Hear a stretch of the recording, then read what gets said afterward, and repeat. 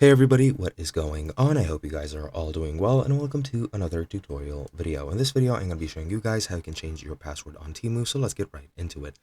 Now, one method which I will not be showing you since I don't want to log out of my account is that you can try and log into your account, and when you're at the login screen, pretty much as with any other service, you will see a forgot password option where it'll allow you to reset your password in case you forgot it. Now, in the case that you are logged in and you remember your password, you can easily just change it from within Temu itself. So let me show you guys how it's done. Now I'll be showing you this for the web version. I'm not very sure how it's done on the mobile version. You just need to probably go into your settings through the U tab and you'll be able to change your password under account security.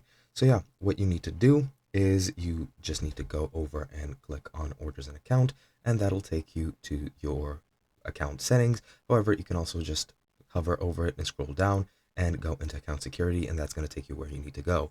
Now, when you're on your account security page, as you'll see, the password option is right over here.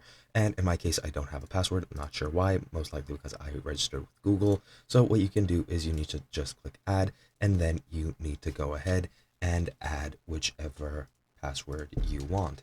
Now, for example, I'll just add this password, and then once you do that, you can just click submit, and that's pretty good.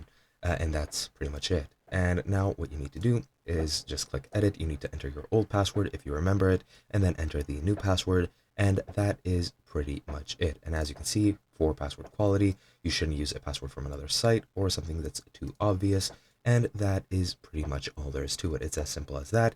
As I said, for the mobile version, you just need to go into your account settings, then go into account security, and then you just need to edit your password pretty much the same way. And that's all there is to it. Hope you guys enjoyed, and I'll be seeing you guys in another video.